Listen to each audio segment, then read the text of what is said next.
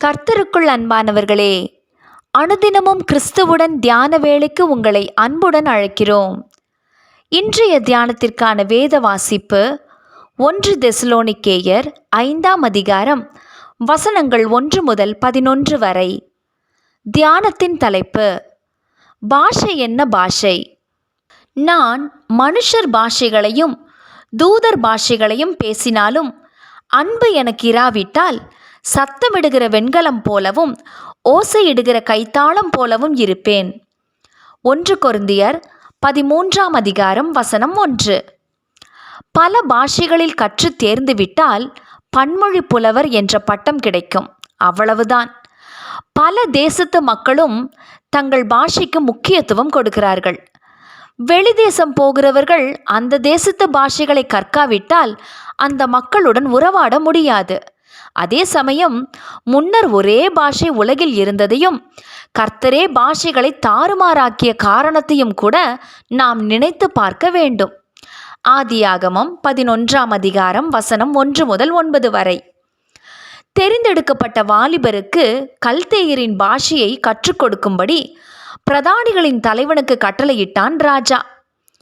அந்நாட்களில் கற்று தேர வேண்டிய பாஷைகளில் பழமை வாய்ந்ததும் கடினமானதுமான கல்தேயர் பாஷை மிகவும் முக்கியமானதாக கருதப்பட்டது.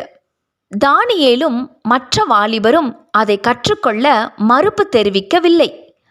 இதனால் அவர்களுடைய புத்தி கூர்மை மாத்திரமல்ல, அவர்களுடைய ஒழுக்கமுள்ள வாழ்வு நெறியும் வெளிப்பட்டது.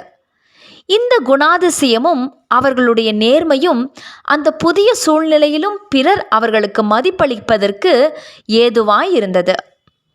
பாஷையை கற்றறிந்ததால் அவர்களது அறிவு வளர்ந்ததே தவிர அதனால் கர்த்தர் பேரில் அவர்களுக்கு இருந்த பக்தி வைராக்கியம் குறைந்துவிடவில்லை. கல்வி அறிவினால் அவர்கள் பெருமை கொள்ளவும் இல்லை. மாறாக அவர்களது இருதயம் எப்பொழுதும் கர்த்தருக்கு உண்மையுள்ளதாக இருந்தது. மேலும் இது நிமித்தம் அவர்கள் கல்தேயரை வெறுக்கவும் இல்லை. மிஷனரி பணிக்கு செல்பவர்கள் அந்தந்த நாட்டு பாஷைகளை கற்றுக்கொண்டே ஆக வேண்டும்.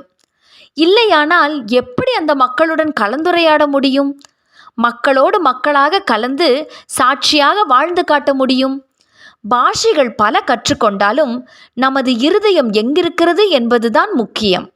உலகில் உள்ள அனைத்து பாஷைகளையும் கற்றறிந்தாலும் தூதர் பேசும் பாஷைகளை கூட பேசினாலும் நமது இருதயத்தினுள் அன்பு உண்டா?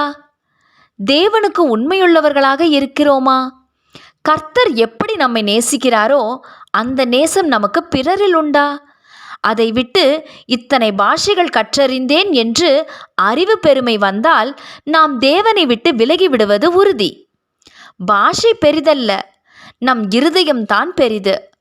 தேவ பிள்ளையே, அந்நியர் மத்தியில் வாழ நேர்ந்தாலும் நமது இருதயம் அன்பினால் நிறைந்திருக்கிறதா, தேவனோடு இசைந்திருக்கிறதா என்பதே முக்கியம். நாம் கற்றறிந்த பாஷைகளையும் தேவ நாம மகிமைக்கென்று நம் தேவனிடம் அர்ப்பணிக்கலாமே. ஜெபம் செய்வோமா?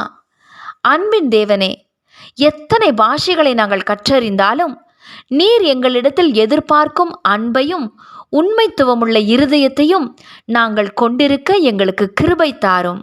ஆமென்.